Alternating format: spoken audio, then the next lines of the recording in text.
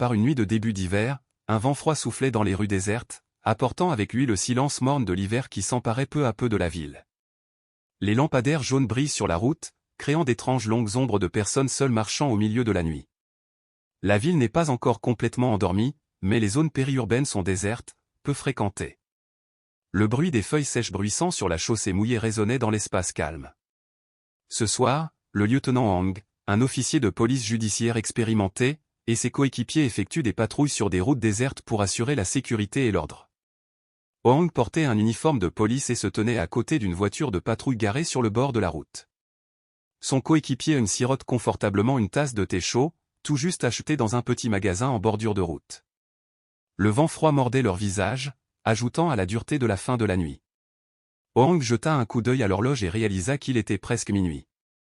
Soudain, du bout de l'allée sombre, une petite silhouette apparut tranquillement sous le faible réverbère.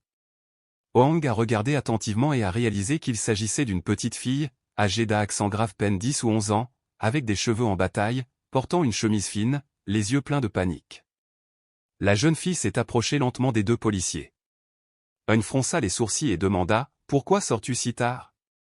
Tu n'es pas chez toi ? Es-tu perdu ?» La jeune fille ne répondit pas, se contentant de rester immobile, frissonnant sous le vent froid, tenant un morceau de papier froissé dans sa main. Hang s'est approché, s'est accroupi pour être à la hauteur des yeux de la jeune fille, sa voix était douce mais pleine d'inquiétude, « Quelque chose ne va pas ? Je suis policier, vous pouvez me le dire. » La petite fille trembla et tendit le morceau de papier à Hang. Il l'a pris avec précaution, s'est penché sous les phares de la voiture de patrouille et l'a lu d'un bout à l'autre. Ses yeux devinrent soudain perçants, pleins de surprise. Le morceau de papier était couvert de symboles confus, comme une adresse, suivie d'une suite de chiffres et de mots incompréhensibles, livraison à 14 heures. Hang leva les yeux vers la jeune fille, sa voix remplie d'anxiété et d'urgence, « Pouvez-vous me dire ce que signifie ce morceau de papier ? Où l'avez-vous obtenu ?» La fille s'est approchée, s'est penchée près de l'oreille de Hang et a murmuré avec panique, « Oncle, ils sont sur le point de kidnapper beaucoup de gens, je viens de m'échapper, s'il te plaît, aide-les à les sauver. » Hang fut surpris, son cœur battait plus fort, comme si une violente vague éclatait soudainement dans sa poitrine.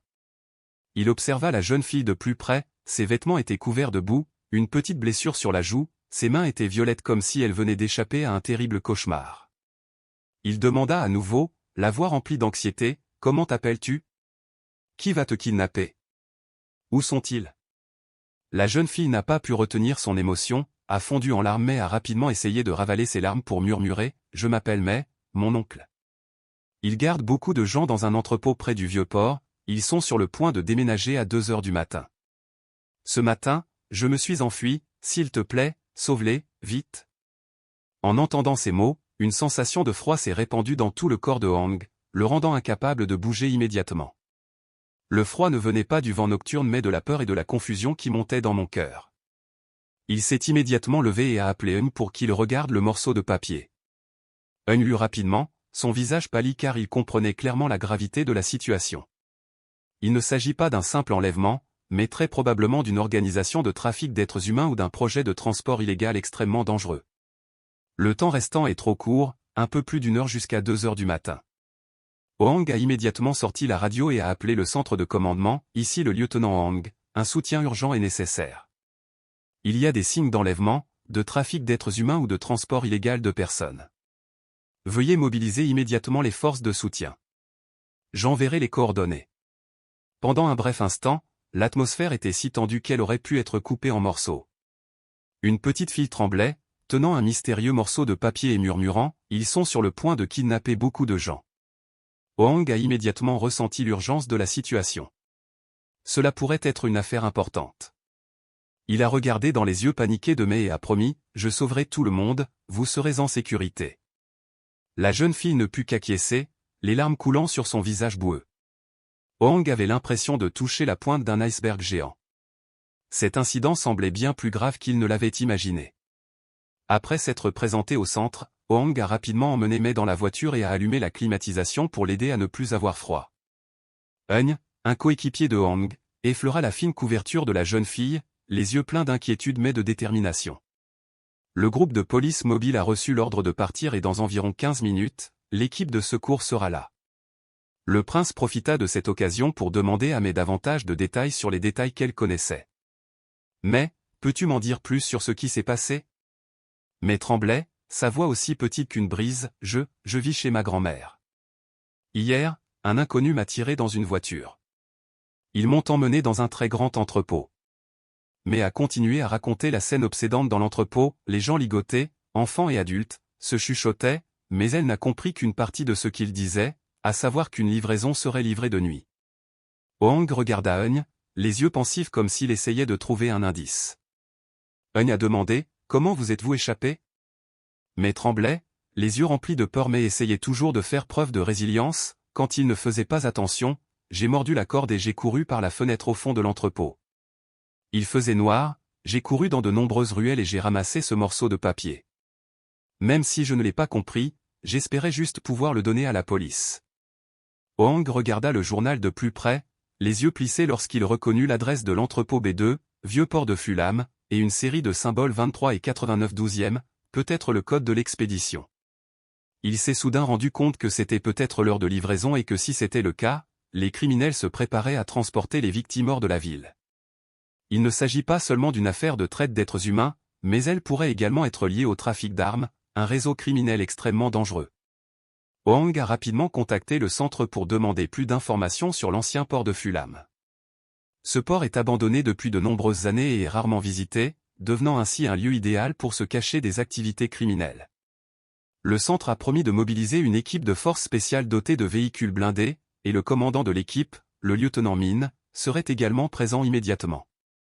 En attendant des renforts, Hoang a essayé de réconforter May. Même si elle avait toujours peur, ses yeux étaient un peu moins inquiets. May regarda Hoang et demanda doucement, « Oncle, y en a-t-il beaucoup ?» Hoang a tenu fermement la main de la jeune fille et a répondu gentiment, « Il y a beaucoup de monde, mais la police viendra en plus grand nombre. » Ne vous inquiétez pas, Eun vérifia son arme et se prépara à la charger. Hoang regarda l'horloge, il était 1h01 du matin. Il reste environ 45 minutes avant l'expédition de l'envoi.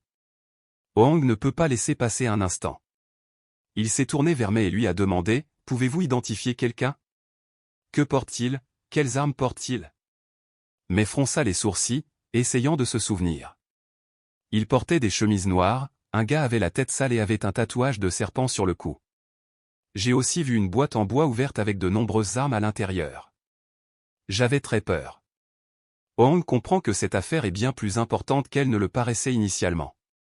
S'il n'est pas arrêté à temps, il existe non seulement un risque de trafic d'êtres humains, mais également un réseau de crimes liés aux armes. Si elles ne sont pas contrôlées, les conséquences seront extrêmement graves. À ce moment, le talkie-walkie retentit. L'équipe de renfort est presque là. Hoang a immédiatement démarré la voiture, avec l'intention de s'approcher de la zone portuaire pour effectuer une reconnaissance.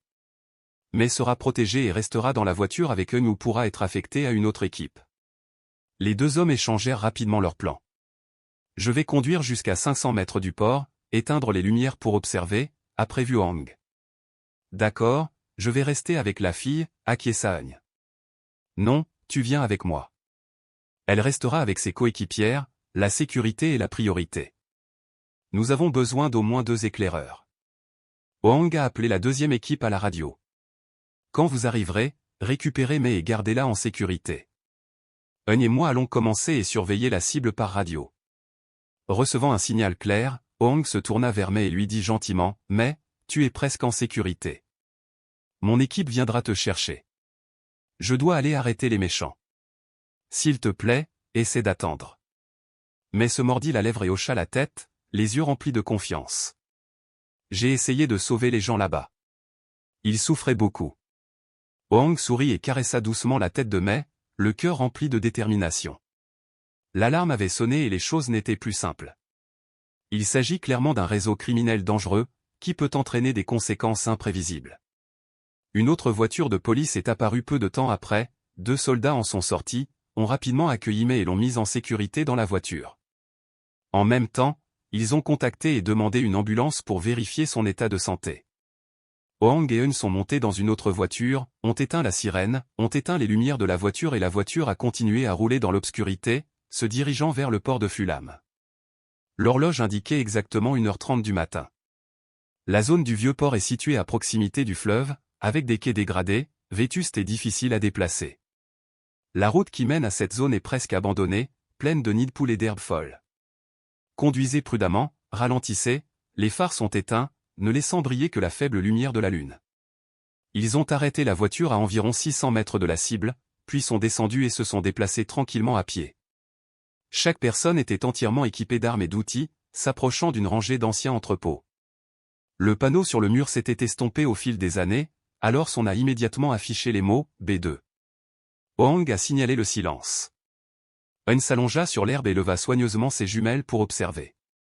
Dans l'obscurité, des lampes de poche clignotaient à l'intérieur de l'entrepôt, des ombres de passants surveillant avec vigilance. Selon le décompte préliminaire de Hoang, il y avait au moins 4 gardes à l'extérieur, chacun armé de 5 armes. À l'intérieur de l'entrepôt, même si la vue était obscurcie, Hoang pouvait être sûr que le nombre de personnes était bien plus important. De temps en temps, il entendait le bruit de la collision du métal, le bruit des chariots élévateurs en marche, il semblait qu'ils transféraient des marchandises.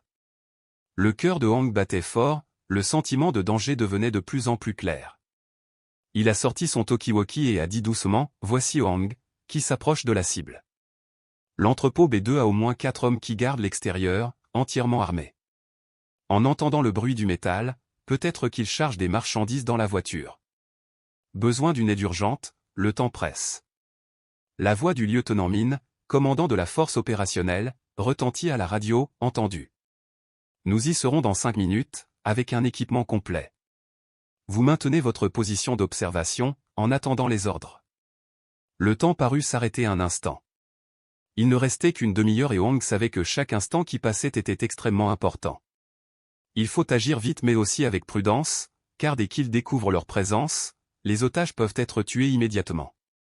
Il serra les dents, les yeux fixés sur la cible, ne la quittant pas une seconde. Soudain, un grand type est sorti de la porte de l'entrepôt et a crié fort « Dépêchez-vous, le camion est là ». Une autre voix répondit « C'est vrai, tu attaches la corde. Ne les laisse pas crier, fais-le vite. » Des rires maléfiques retentirent. Hoang regarda Hoang, son expression changea. Il y a des otages là-dedans, peut-être des dizaines. Il se prépare à les emmener, peut-être pour les vendre à l'étranger. À ce moment-là, le bruit d'un moteur de voiture se fit entendre de loin. Pas une voiture de police, mais un camion, phares allumés, qui approche. Les gardes se sont rapidement cachés dans l'obscurité, se préparant à l'accueillir. Hoang a immédiatement compris qu'il s'agissait d'un maillon important du plan des criminels. Si ce camion arrive bientôt, ils livreront plus vite que prévu. Hoang a été confronté à une décision difficile, devait-il attendre l'arrivée du groupe de travail ou agir immédiatement? Si l'équipe des forces spéciales n'arrive pas à temps, les otages pourront être transférés. Il se souvenait des yeux suppliants de la petite Mai, son regard plein d'inquiétude et de peur. Hoang parle doucement à la radio, « Lieutenant Min, un étrange camion apparaît. Ils peuvent bientôt livrer la marchandise. Permettez-moi d'agir dès qu'il y a des signes de déplacement des otages. » La voix du lieutenant Min a répondu à la radio, doucement mais fermement, « Attendez-nous encore 3 minutes. » Il est préférable de se coordonner simultanément pour éviter les erreurs. Hoang ne pouvait que serrer les dents et endurer, même si le temps semblait durer éternellement. Le leader à l'intérieur a crié, « Le bus arrive si tôt, dépêchez-vous. 2 heures sont la dernière heure, ne soyez pas en retard. » Hoang murmura avec inquiétude, « S'il remarque un retard, il pourrait tuer les otages. » Hoang prit une profonde inspiration, essayant de rester calme. C'est un moment décisif, un moment tendu. Dans son esprit, l'image de la petite fille m'est apparue, le visage plein de peur. Je sais que si ces types sont vraiment cruels, les otages ne seront pas en sécurité. Soudain, dans le casque radio, la voix du lieutenant Min retentit, « Nous sommes arrivés. » La force spéciale a encerclé la zone par le nord et l'ouest. Hoang sentit la joie monter dans son cœur lorsqu'il réalisa que le groupe de travail était arrivé plus vite que prévu. Tout semble se dérouler comme prévu. J'attends juste un autre signal. À ce moment, il vit les gardes ouvrir lentement la grande porte de l'entrepôt. À travers la brèche, une faible lumière pénétrait, Hoang a vu la scène à l'intérieur, les otages étaient détenus dans des conditions exiguës, ligotés, et il y avait aussi des femmes et des enfants. Incapable de laisser passer davantage de temps, Hoang a rapidement sorti son arme, a mis le silencieux et a regardé les gardes, debout dans l'autre direction. Le groupe de travail était sûrement préparé. Il a chuchoté à la radio en ordonnant « Agissez quand je dis, action ». Immédiatement, depuis le nord, l'équipe des forces spéciales s'est précipitée, attaquant soudainement avec des balles en caoutchouc et des grenades assourdissantes. Le flash des grenades a illuminé l'espace nocturne sombre, provoquant la panique des criminels et n'ayant pas le temps de réagir. Un garde a été touché, est tombé au sol et a gémi. Hwang et son coéquipier Eun se sont rapidement précipités, se sont approchés du mur de l'entrepôt, puis ont lancé une grenade assourdissante à l'intérieur. L'explosion ressemblait à du tonnerre et la puissante lumière a assommé les criminels et leur a fait perdre leur capacité à riposter. Les appels à l'aide des otages et leurs cris résonnaient dans le chaos. De derrière un vieux tonneau, Hwang a vu un criminel avec un tatouage de serpent sur le cou. Il pourrait être la personne décrite par Mai. Ce type a crié, la voix pleine de colère, « Bon sang, police ! Qui les a informés? Traitez vite tous les otages. » Cette déclaration fit frissonner Eun. Sans hésiter, il appuya sur la gâchette, abattant le garde se précipitant vers le groupe d'otages. Hwang a fait signe à ses coéquipiers de continuer à apporter leur soutien. Le groupe de travail s'est divisé en deux groupes, un groupe a continué à attaquer, tandis que l'autre s'est précipité pour sauver les otages. Un policier s'est rapidement approché et a détaché les otages. Une vingtaine de personnes, des enfants aux femmes, tremblaient.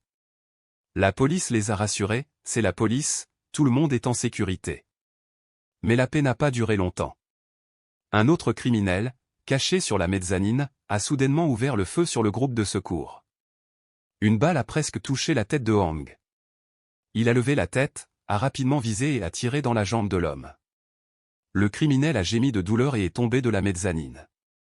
À ce moment-là, le lieutenant Min dirigeait davantage de force et la force opérationnelle spéciale se précipita dans l'entrepôt. Les criminels étaient complètement dépassés. Au fond de l'entrepôt, 3 oligarques tentaient de riposter. Ils étaient lourdement armés, l'un d'eux criait fort, « Ce n'est pas bien, reculez, il faut les retenir. » Il a tenté d'ouvrir la porte latérale pour s'échapper vers la berge de la rivière, mais l'équipe des forces spéciales était prête à lui tendre une embuscade. Des chants de « Gélez, déposez vos armes » a retenti, et ils n'ont eu d'autre choix que de laisser tomber leurs armes et de lever la main en signe de reddition. La police a rapidement maîtrisé la situation. Le chef, avec un air de colère sur le visage, a sifflé « Traître ! Qui a révélé notre secret? Nous avions tout prévu. » Hwang s'est avancé, a placé fermement la menotte numéro 8 sur sa main et a dit froidement « Votre plan a été perturbé par une petite fille que vous pensiez attachée. Cette fille, si courageuse, est celle qui nous a informés. » Le chef écarquilla les yeux, réalisant soudain quelque chose. Leur plan s'est effondré car un enfant s'est échappé. L'attaque s'est terminée au bout de 10 minutes tendues. Les otages sont sains et saufs, seuls quelques criminels ont été légèrement blessés.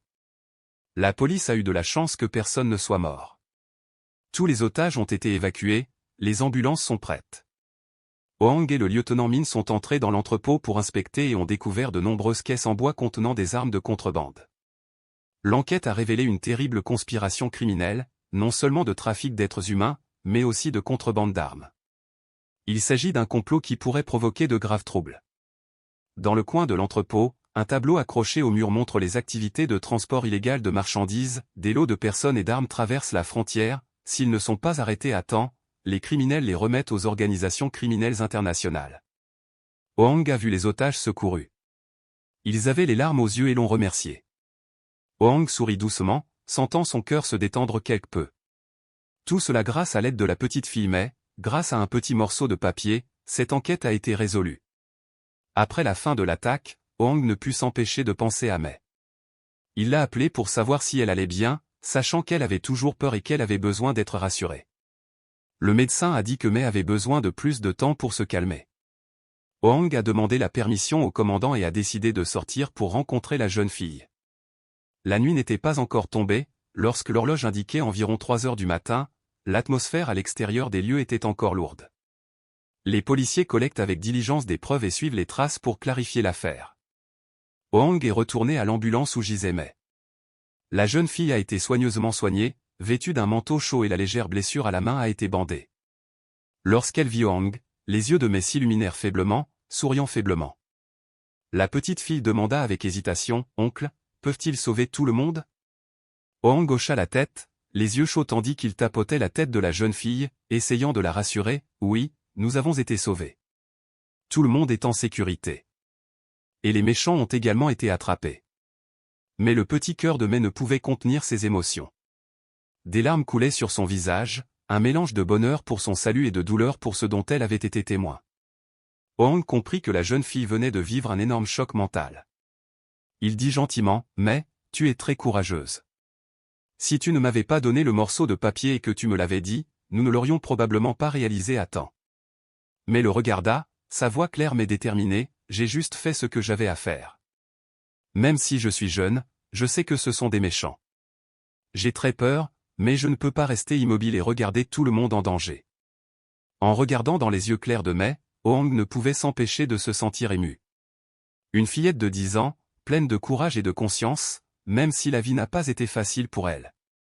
Lorsqu'il lui posa des questions sur la famille de Mai, elle resta silencieuse, ses yeux regardant au loin comme si elle cherchait des souvenirs du passé. Un instant plus tard, la jeune fille répondit doucement, d'une voix triste, « Ma mère est décédée et mon père. Je ne sais pas où il est. Je vivais avec ma grand-mère, mais la semaine dernière, elle est également décédée des suites d'une maladie. Maintenant, je n'ai plus personne. » L'histoire de Mai a serré le cœur de Hoang. Un orphelin, sans défense, presque vendu comme esclave. Il ne pouvait pas retenir ses larmes, ses mains tenaient fermement la sienne comme pour donner un peu de force à Mai. « Ne vous inquiétez pas, la police vous aidera à trouver un endroit sûr. Nous ne vous laisserons pas tranquille. » Mais le regarda avec des yeux pleins d'espoir, sa voix aussi petite qu'une brise, « Oncle, je veux juste fonder une famille. » Cette phrase était comme un couteau transperçant le cœur de Hoang, le rendant incapable de s'empêcher de ressentir une profonde tristesse. L'affaire est officiellement terminée, le complot criminel majeur a été détruit, mais qu'en est-il du sort de Mai? Alors que plus de 20 otages ont été sauvés, dont plusieurs enfants, mais n'avait personne pour la récupérer, personne pour l'attendre. Hoang réfléchit à la situation de la jeune fille. Bien qu'il ait sauvé des gens et attrapé des criminels à plusieurs reprises, cette fois-ci, c'était différent. Le sentiment de tourment ne peut être soulagé. Il voulait faire quelque chose pour l'aider, mais il a d'abord dû s'occuper des procédures juridiques et contacter des refuges. Les autres otages ont été progressivement identifiés et la police a prévenu leurs proches. Hoang se tenait à côté de l'ambulance, regardant Mai assise parmi les infirmières, les yeux toujours brillants d'une tristesse indescriptible. Il a décidé qu'une fois l'affaire terminée, il trouverait un moyen d'aider Mai à stabiliser sa vie. Entre-temps, des preuves importantes ont été progressivement rassemblées, cahiers, liste des victimes kidnappées, itinéraire de transport d'armes et de personnes à travers la frontière. Il s'agit d'un maillon important du réseau criminel international. Les supérieurs ont annoncé que Hoang et ses coéquipiers avaient apporté une grande contribution à cette victoire.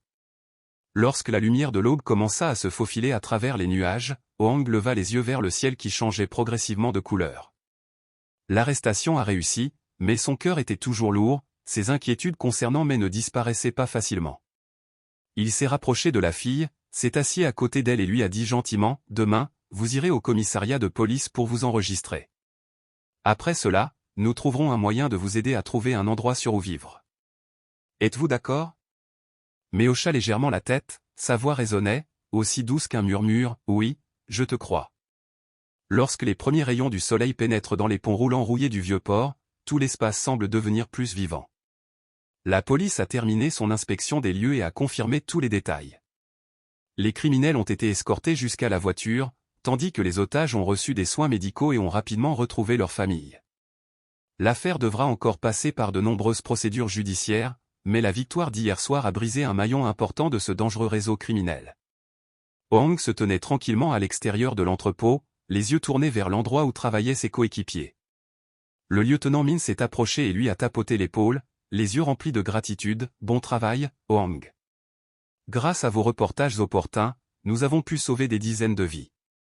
Le morceau de papier que la jeune fille m'a donné est un indice extrêmement précieux. » Hoang ne pouvait que sourire tristement, les yeux lointains. « Heureusement, elle s'est échappée et nous a retrouvés. Elle est orpheline, n'a personne sur qui compter, si pauvre. » Min le regarda pensivement, puis dit, « Nous l'avons aidée, et elle nous a aussi aidés. Elle peut être adoptée par une organisation caritative, un refuge, ou même si vous le souhaitez, vous pouvez l'adopter. » Cette suggestion a surpris Hoang. Il n'a jamais pensé à adopter un enfant. Sa vie a été bien remplie, confronté à des responsabilités constantes et au travail seul. Cependant, en regardant Mai, son cœur semblait attiré par une étrange attirance. Cet enfant courageux mais vulnérable lui faisait sentir une grande responsabilité. Il n'arrivait pas à se décider tout de suite, mais l'idée pétillait dans son esprit, comme une nouvelle lueur d'espoir. Mai a été emmené au commissariat de police avec plusieurs autres otages pour mener à bien les procédures. Dans la salle d'interrogatoire, Hoang était assis en face de la jeune fille, la regardant répondre gentiment aux questions des enquêteurs pour compléter le dossier. Mai a très bien coopéré, racontant en détail le processus d'enlèvement, comment elle s'est échappée de captivité et a demandé l'aide de la police. Dans le dossier, son nom était enregistré avec une ligne respectueuse, reconnaissant la contribution de Mai à la résolution de cette affaire importante. Les supérieurs de Hoang ont loué son courage et immédiatement, un certain nombre de journalistes sont venus demander des interviews. Cependant, Hoang a demandé de ne pas faire d'histoire, car il craignait que Mai ne se sente plus stressé. Une fois toutes les procédures terminées, Hoang a emmené Mai dans des toilettes temporaires du commissariat de police. Il lui apporta un verre de lait chaud. Mai s'assit sur la chaise, buvant lentement, les yeux fatigués et tristes. Peut-être que la nuit dernière a été trop stressante pour elle. Hoang s'est assis à côté de lui, sa voix a demandé doucement, « Mais, que veux-tu faire ensuite ? Je t'emmène au centre de protection de l'enfance, il y aura des gens là-bas pour prendre soin de toi. » Mai se détourna brusquement, cachant ses yeux rouges, puis dit d'une voix étranglée, « J'ai peur, je ne veux pas aller au centre. Je veux juste fonder une famille, comme les autres enfants. » Hoang resta silencieux, écoutant chaque mot que disait la jeune fille. La famille, une chose simple mais quelque chose que Mai a toujours souhaité, un bonheur simple qu'elle n'a jamais eu. Il posa sa main sur son épaule, un geste chaleureux, « Je comprends. Je ne peux pas promettre pour le moment, mais je trouverai un moyen de vous aider. J'ai besoin de demander la permission à mes supérieurs et j'ai aussi besoin de temps. Pouvez-vous attendre ?» Mai hocha la tête, les larmes coulant de manière incontrôlable. Pour la jeune fille, la promesse d'un gentil policier était la dernière lueur d'espoir. L'affaire est close, un complot majeur est évité. Les criminels devront se présenter devant les tribunaux et subir de lourdes peines. De nombreuses vies ont été sauvées et de nombreuses familles ont retrouvé leurs proches perdus depuis longtemps. Quant à Mai, elle a donné à Hoang un morceau de papier et a dit d'une voix calme, « Mon oncle, ils sont sur le point de kidnapper beaucoup plus de personnes, s'il te plaît, sauve-les. » Ces mots ont fait paniquer Hoang, il a immédiatement appelé des renforts et le sauvetage qui a suivi s'est déroulé de manière spectaculaire. Dans le cœur de Hoang, Mai est désormais un petit héros qui apporte la lumière aux vies dans les ténèbres. Le courage de la petite fille a non seulement sauvé de nombreuses vies, mais a également ému le cœur du policier. Il se souvenait de la nuit froide et pluvieuse, où la pauvre fille tremblait sous le réverbère, ses petites mains serrant anxieusement un morceau de papier. S'il n'était pas présent et n'avait pas prêté attention à ce qu'elle disait, ses otages auraient-ils pu survivre? Le soleil était haut dans le ciel, la lumière chaude du soleil traversait la fenêtre et brillait dans la pièce. Mais, fatigué d'avoir traversé des heures stressantes, ferma les yeux et s'endormit sur la chaise. Pendant ce temps, Hoang était toujours éveillé, assis tranquillement à surveiller, rappelant à ses coéquipiers, « Tais-toi, la fille dort. » Un instant plus tard, le commandant entra, tapota l'épaule de Hoang, puis demanda doucement, « Cette fille est vraiment une héroïne. Que comptez-vous faire ensuite ?» Hoang répondit gentiment, craignant de réveiller la jeune fille, « Je veux suivre des procédures pour la protéger temporairement. Ensuite, si possible, je demanderai son adoption, si la loi le permet. » Le commandant sourit, les yeux pleins de sympathie. « Je soutiens un enfant si courageux. Il a besoin d'un foyer. Vous êtes un bon policier, je crois que vous ferez un excellent père adoptif. » Hoang regarda Mai qui dormait. Même si son visage présentait encore des traces de douleur, il devint progressivement plus paisible. Il pensa à l'avenir, se promettant qu'il lui créerait par tous les moyens un foyer.